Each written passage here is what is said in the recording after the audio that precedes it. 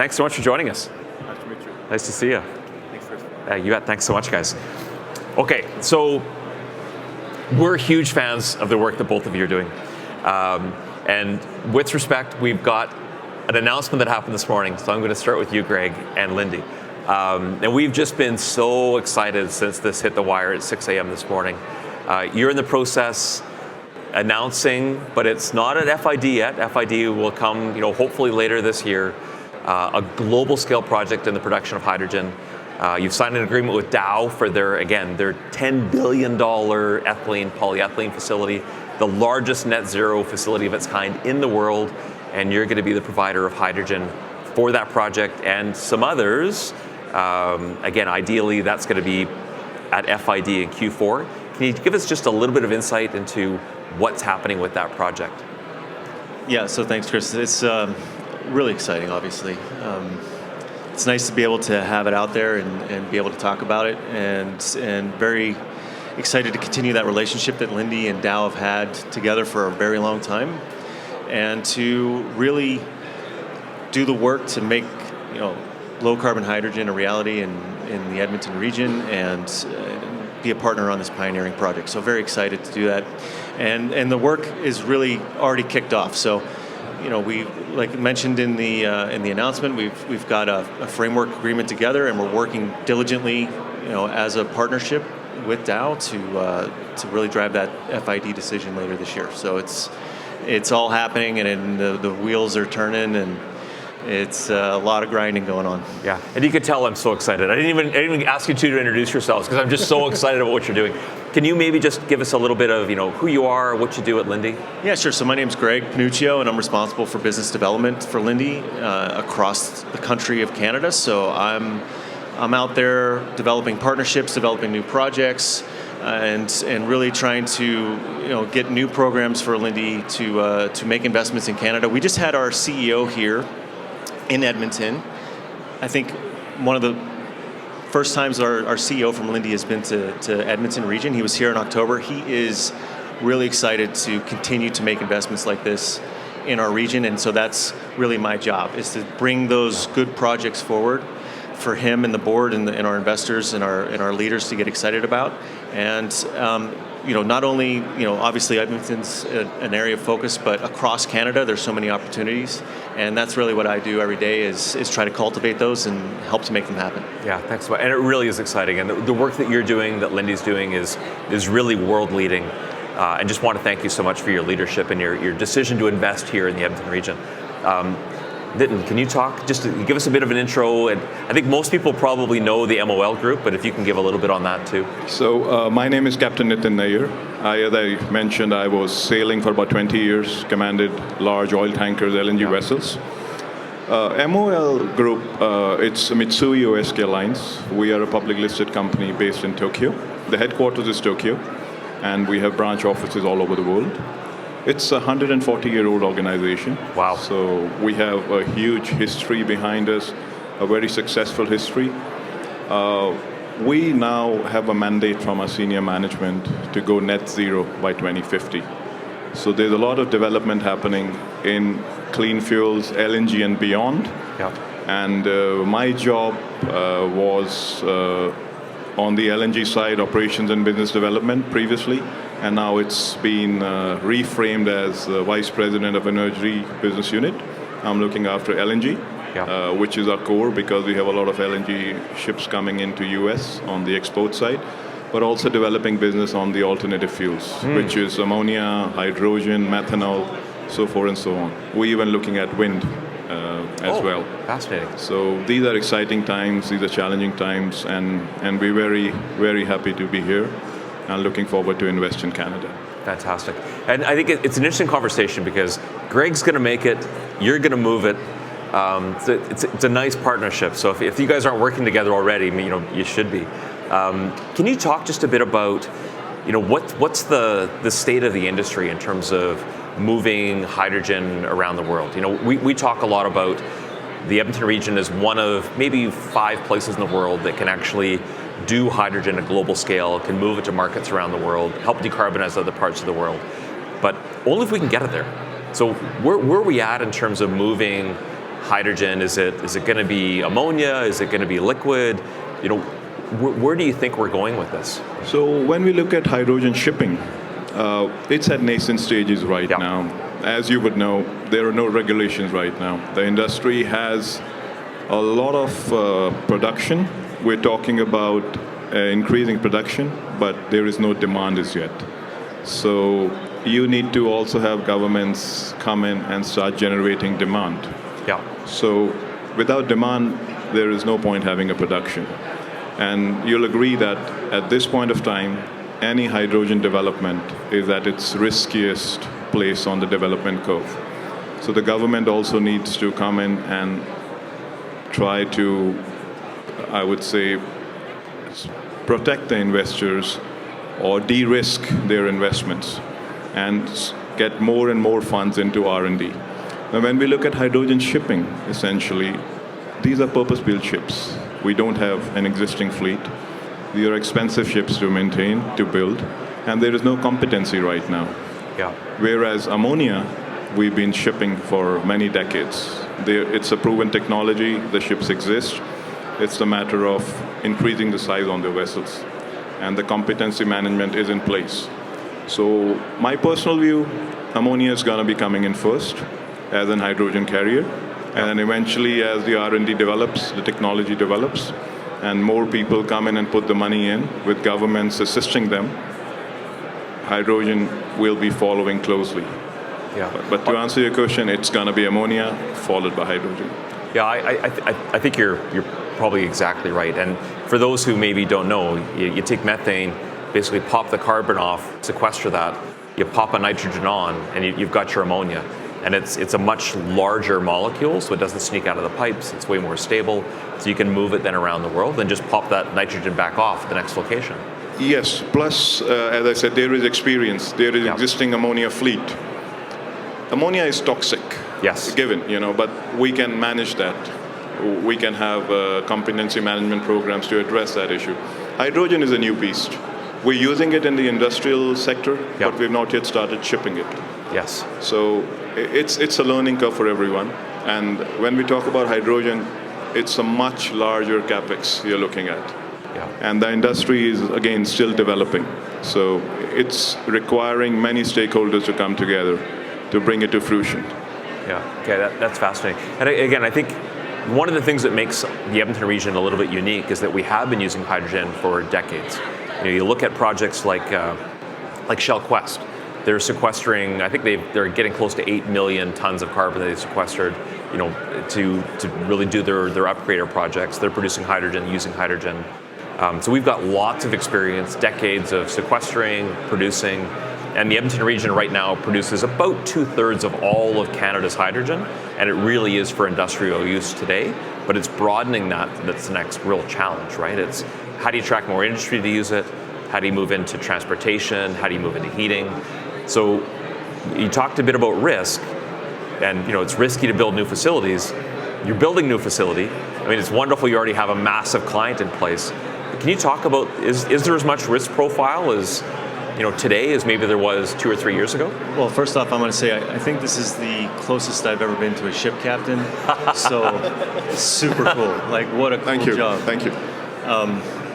And yeah, I think that one of the things that projects like the one that Dow and Linde are working on together, one of the things they can do is to help to de-risk for other folks who could be interested in becoming users of hydrogen, to have that confidence that the supply will be there.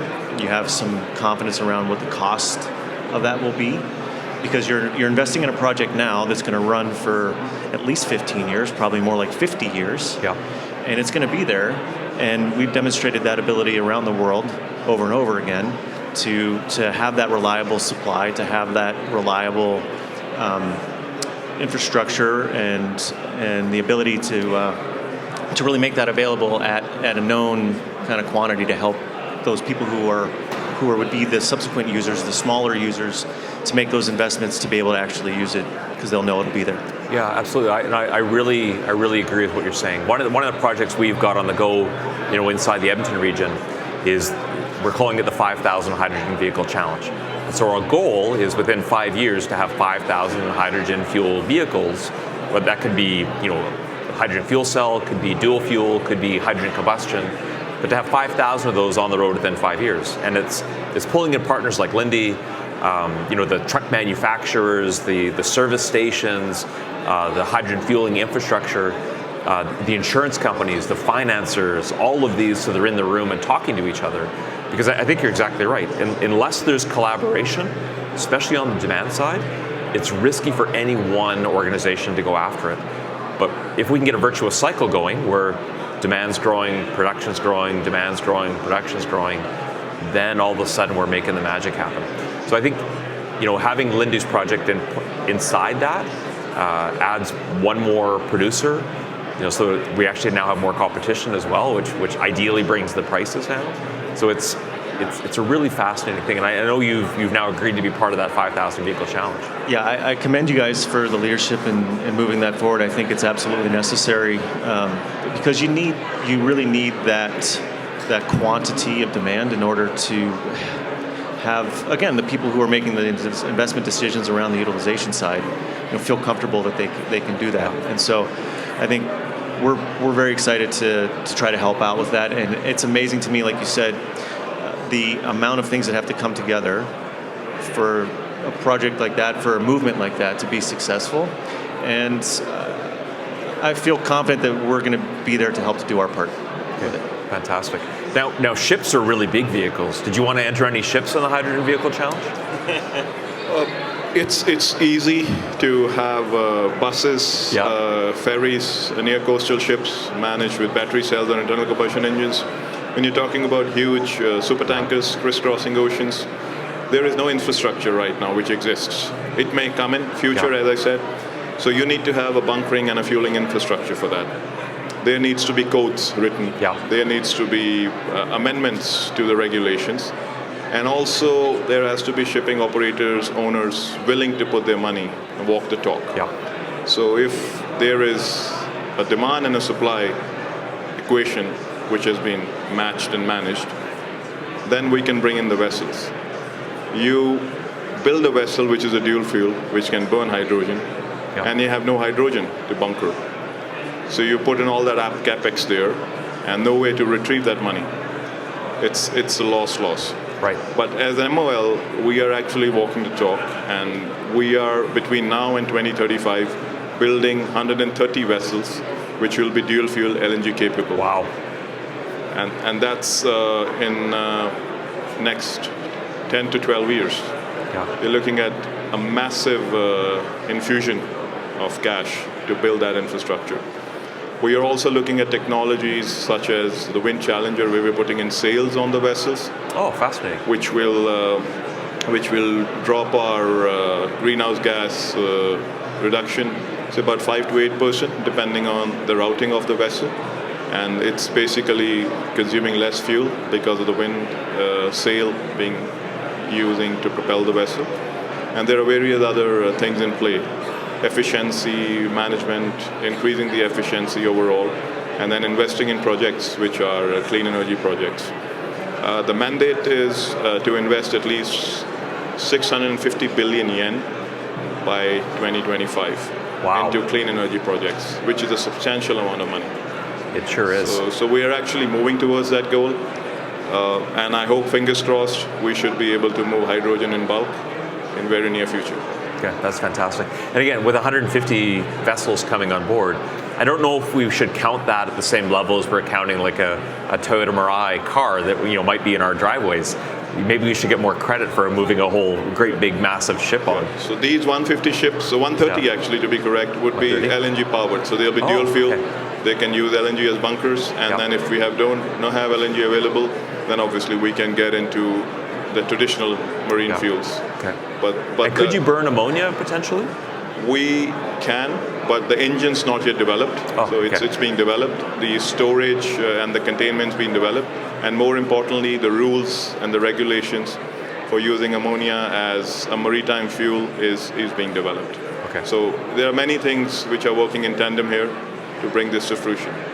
But we have the technology to burn it. Fantastic. So we've been talking a lot about this show being the largest hydrogen convention in North America. Again, in our second year, we're at 8,000 people, which kind of floors me every time I say that. Just wondering, are there people or the things here that you want to make sure that you're connecting on, or that you're really watching to see what they say or do? I'm just always curious, when you talk to some of the leaders in this industry, what are you paying attention to? There's a lot. And I think a lot of the things that have been mentioned around that are important around government support, incentives, regional, provincial, federal.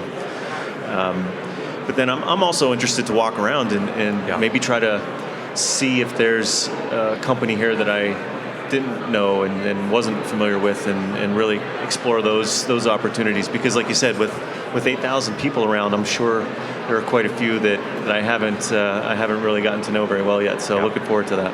Okay, fantastic. So for me, the key is obviously networking. Yeah. We are in US, so MOL's based out of US as well. Our office is in Houston. So network with our neighbors up north. And also, as I mentioned, the 650 billion yen between now and 2025. We're looking at some tangible, real projects where we can come in as partners and joint venture development, and also looking at a key to bring this puzzle of getting into clean alternative fuels, whether it's blue or green hydrogen. Yeah, we don't talk colors, we just talk carbon intensity. Yes. So it's the same, two different faces of a coin.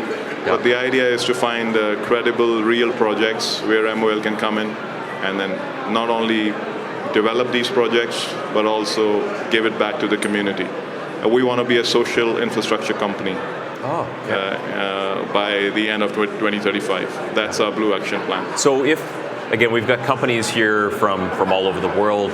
One of the places you should both check out is there's an innovation zone that Plug and Play is running. So there's startups from all over the world in the hydrogen space. We actually are part of launching or hosting a global pitch challenge with startups in that space. We've got a bunch here from other parts of the world. And it's going really, really well. That's a great spot to look at.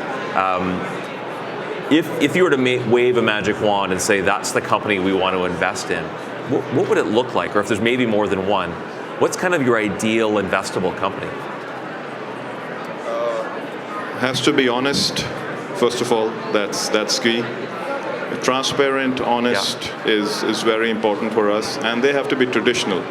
We tend to not work or invest with cowboys. We like to work with people who think it through, who think that the reputation of an organization is very important. Yeah. So we need to think it through. We need to have solid, credible SPAs, and it should be an off-take first project. We don't want to build on speculation. We want to study the market and then invest, and then stay in long term. Love that. Any final thoughts before we wrap it up, guys? No? Just running to that innovation thing you told us about. Yes, perfect. Make sure you do that. Okay, so again, thanks so much for being part of this. Really loved having this chat with you and learning more about what you're up to. Let's find some companies for you to invest in here. Surely. And thank you for investing here. Again, really looking forward to what both of you guys do in this space, and so excited that you're able to join us. Thanks for having us. Thank you. You're very welcome.